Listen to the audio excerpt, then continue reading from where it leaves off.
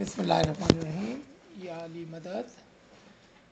So last week we were talking about RAJPARI, or we have pulled out three references.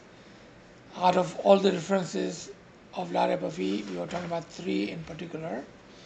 And one of them were uh, that there is no doubt in the day of Qiyamah. So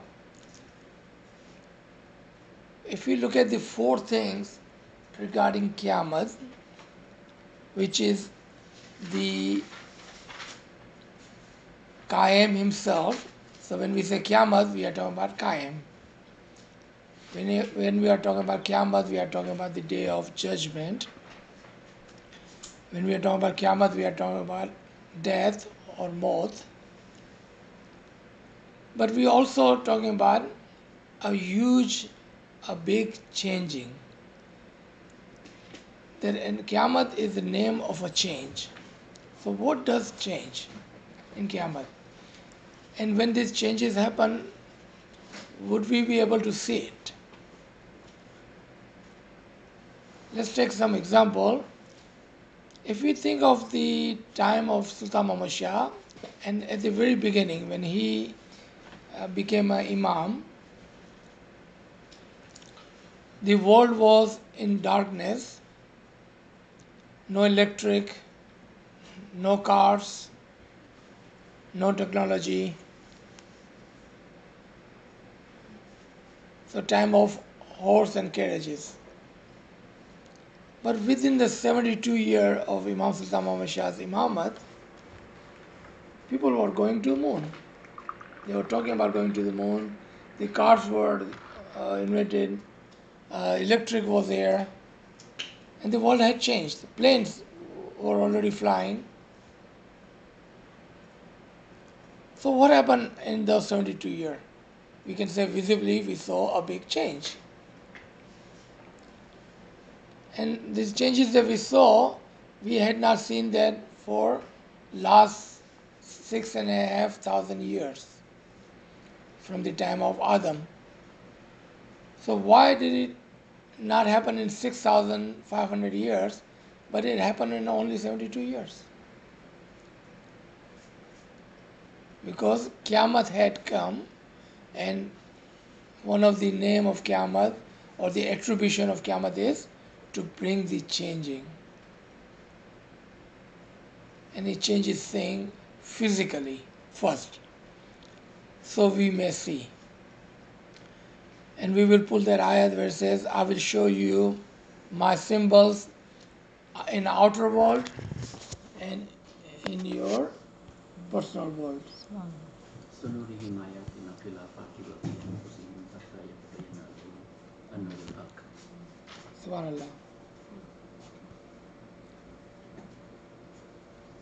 So now if we take the four names of Qiyamah, again now we are talking about the Imams. So we have the Hujjat-e-Qaim, the Imam who gave us the indication towards the Qiyamah. Then we have a name of the Qaim who brought the Qiyamah about. Then we have a Mazhar-e-Qaim who is the manifestation of Qaim. But then we are missing the Qiyamah itself, or Sahib-e-Qiyamah. Because in Allah's creation, everything is alive. When Allah said day, those days are alive. When Allah talks about night, those nights are alive. So when Allah talks about Qiyamah, Qiyamah is alive too. Meaning, Qiyamah is also a personality. If we go back at the time of Imam Hunayf, and when Qiyamah was coming, what changes happened? What happened at that time? And if we think of this Farman of Sultan Muhammad Shah, Hamari Jana se fida ho, that when you have a time, think where you have come from.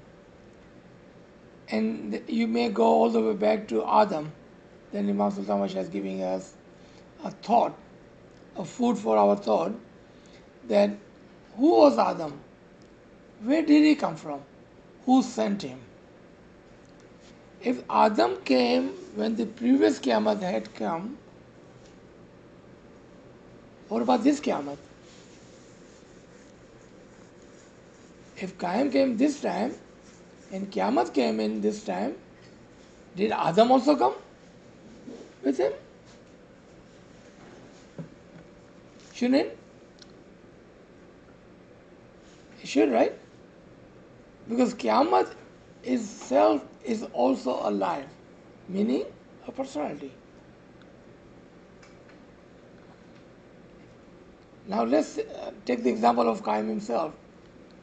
To us, Qaim was just a concept until yesterday. So what happened today? Now we have a Qaim with a name, a personality. If that is the case, the Qiyamah should also have a name, a personality.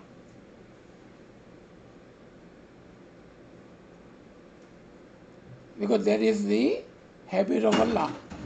Everything He talks about, it never changes.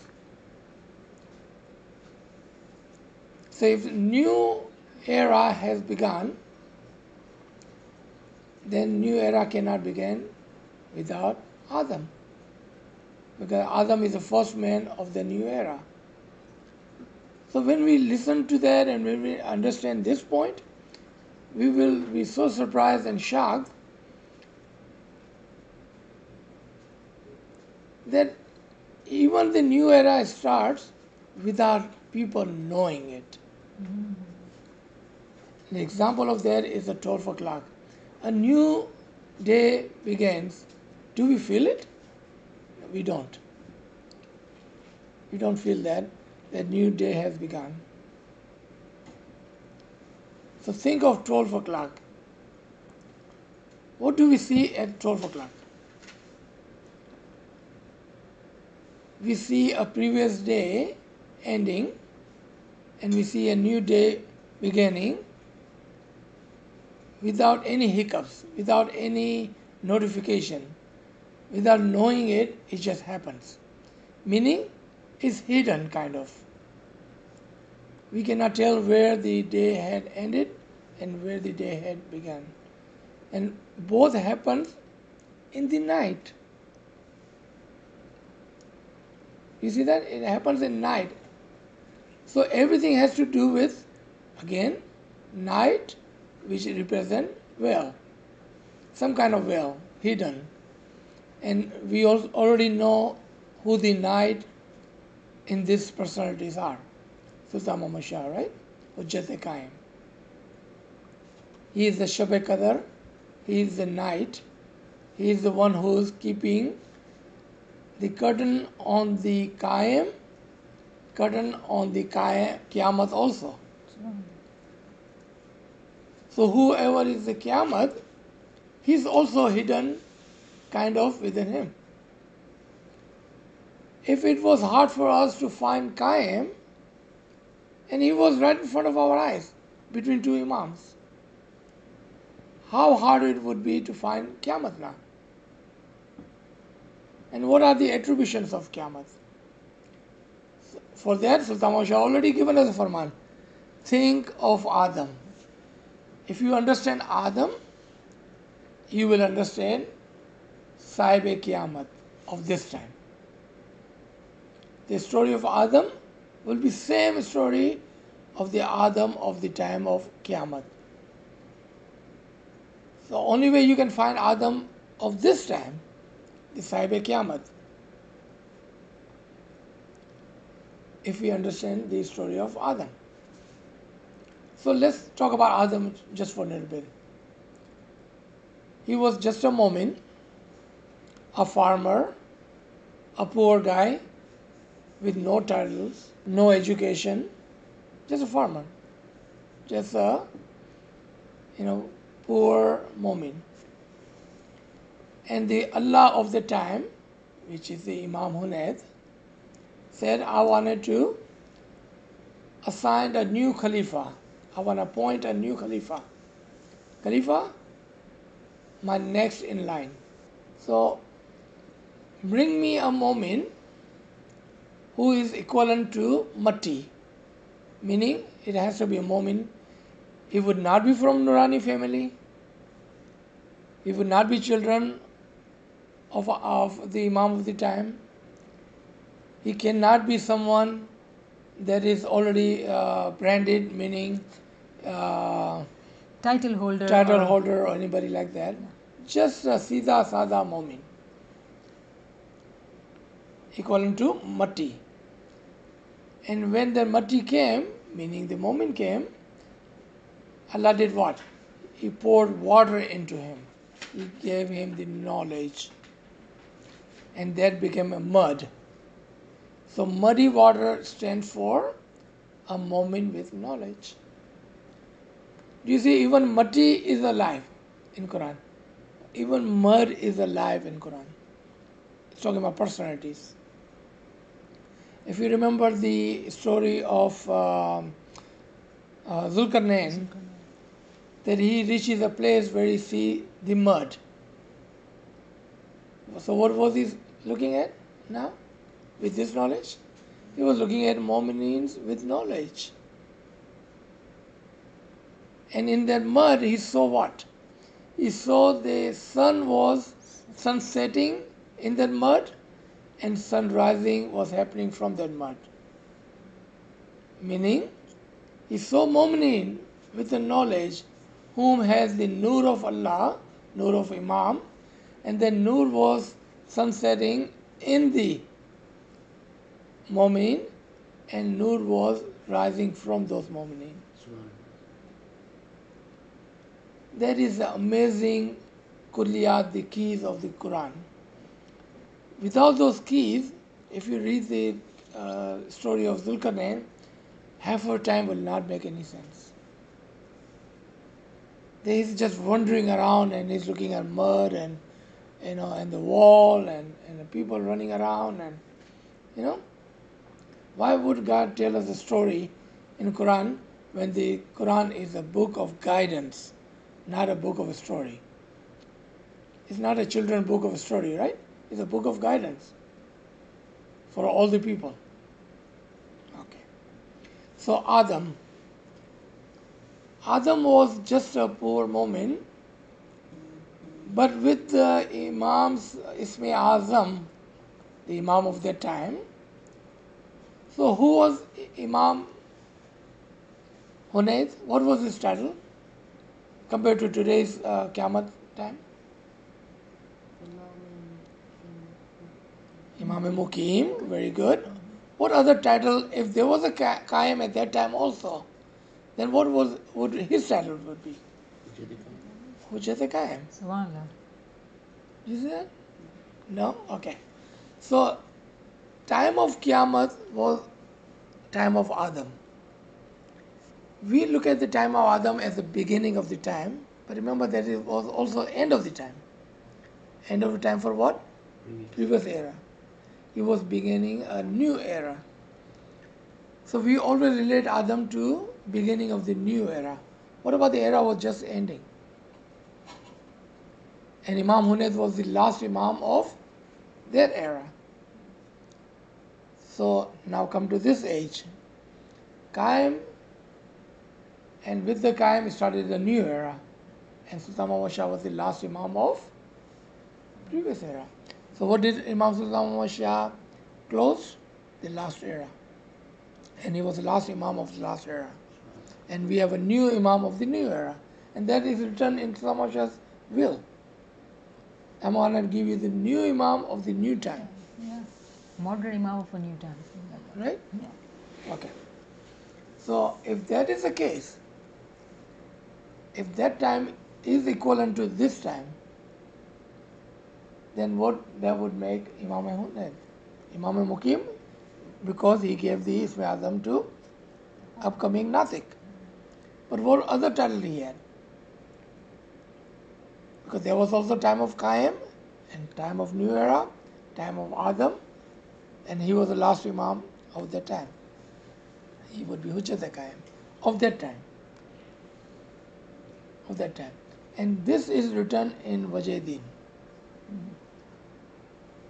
So, what we are trying to find? We are trying to find Sahib-e-Qiyamah of this time. But only way we can find him if we understand Sahib-e-Qiyamah of that time. And his name was Adam Sarandibi. His name was Takhum bin Bajala. Takhum bin Bajala. Thank you. Adam of Sarandibi, Adam of Sri Lanka. Sri Lanka, and his name was Takhum bin Bajala. And Adam was his title. Yes, Adam was his title. Okay? So, Imam Hunayd had three titles, or three ranks. He was Imam Musakar, he was Imam Muqim, and he was also Hujjat Qaim. Okay, so why was he Imam Musakar? Because his father was Imam, his son was Imam. Why was he Imam Muqim? Because he gave Ismi Azam to upcoming Nasik. Why was he Hujjat Qaim? Because he was hiding the Qaim of that time. Now, in previous 7 eras of 7,000, Qaim was not only hidden, but hidden without a name. There is no name. We don't have a name of Qaim of that time. But when this 7 times 7 happens, and the year of 50,000 begins, the Qaim reveals himself with his name. So we have a name with the title and a face with the title. Meaning you will recognize the Qaim of this time. And that happens only once a 50,000 years. So come to find out, there are 2 eras. One is a small cycle of 7,000, and there is a big cycle on top of it, which is 50,000. Again, if you listen to Sultan Farman, Sultan Shah is saying, so also saying who was before Adam. And Akalmand will say, there was another Adam, and there was another Adam, and there was another Adam. And we just talked about 7 of them. Meaning every 7,000 years, a new era starts, a new Adam comes. Only one thing about Adam and Imam is the Imam are always and always and always from the progeny of the Imam. Compared to Adam will be from Jamaat, a regular Mu'min. He will not be part of the Imam. So let's summarize what you've discussed, right? And it's good that we understand the concept that there are 7 days Allah has made, right? So day of Adam, day of Noah, day of Ibrahim, day of Musa, day of Isa, and day of Muhammad. The 7th day, God comes himself and sits on the throne. And that God is Ali Allah, that is Qayyum. When Qayyum comes, everybody is tested in their deeds and knowledge, 11 by 7, and then a new era begins. So this one era is equals to 7,000 years. Each prophet has 1,000 years. So the smallest circle would be, let's say, 1,000, and then 7,000. But the way we are quoting Sultan Muhammad Shah's Farman, that Maula said that think, where did Adam come from? Who sent him? What was before him? The one who will be intelligent will think about it. You must think 2 hours a day. That's how he's kind of, telling us to do what is needed to be done. So this time is the time of 7 by 7. Like 7,000 by 7. That's 49,000. 49,000. Meaning it's the circle above the 7th circle. Meaning 50,000. The uniqueness about this time is that the name of Qayyum is revealed to us. Now, when we are trying to, so we understood Kayam, which is like end of the circle, okay, end of the time.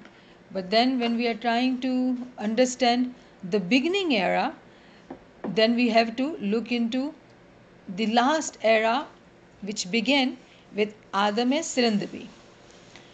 So he was a Momin, a simple farmer, simple man, no education, poor guy, but very, very strong in his faith. Given an Isme Azam by Imam Hunayd. When we understand that the Isme Azam was given to him by Imam Hunayd, automatically we know he was Imam Muqim. Okay? And when we talk of Adam, meaning it's a beginning era, meaning that he was Hujjat-e-Qaim. Right? And of course, Imam is Imam Mustaqar. It makes sense, right? And then, so looking into Adam Sirandabi, whose name was Takum bin Bajala, he had no title, he was no Amaldar, he was no big short guy, he was very simple man, right? And his history, if we were to look into, when he was given Isme Azam, he completed it, he worked very hard and completed it.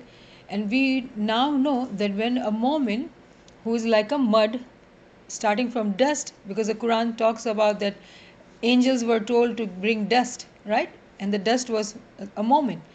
The Momin who is given Isme Azam, who works hard, becomes mud because Ali Allah gives him his knowledge, meaning Marifat.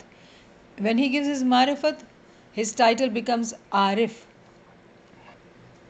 So Adam is someone who is Arife Kamil because he gets complete Marifat, complete knowledge. So Adam is Sirandabi, when he was chosen, he got Isme Azam, he got all the knowledge. Though we said he had no education worldly wise, he was very poor, he did not go to hi-fi university, college, or this degree or that degree. Very, very simple guy. But when he got all the spiritual knowledge, Marifat, then what happened? He was brought out of his comfort zone, which we have talked about, Jannat. So he started giving knowledge to people. Then what happened? When people heard him giving knowledge of that caliber, they said, are you trying to tell us that you are Imam? How can you know about spirituality? Who you are? So they blamed him, they defamed him, and he had to go into exile. His father had to take him to exile because they wanted to kill him. So that's the story of Adam and Sirandabi. And then we will continue talking about today's time. But the reason we are reviewing the history, that would help us to understand what is happening in current time. If we have reached to Kayam, then we should be able to identify Adam too. And what would be the characteristics of Adam? We know now from Adam and Sirandabi that someone similar to that, his characteristics, should be the one who will be the Adam of the time. And Imam Sultan Muhammad Shah, being the Hujjat-e-Qaim, actually gave us assignment in 1900s probably to think of who is Adam. Where did he come from? The one who is intelligent will hold on to this thought. The one who is Sufi will never let go of this thought. Because Sufi are from the tariqat, and that's where the knowledge is given. So if you are people of the tariqat, meaning learner, you will not let go of this thought. Subhanallah. So, yeah.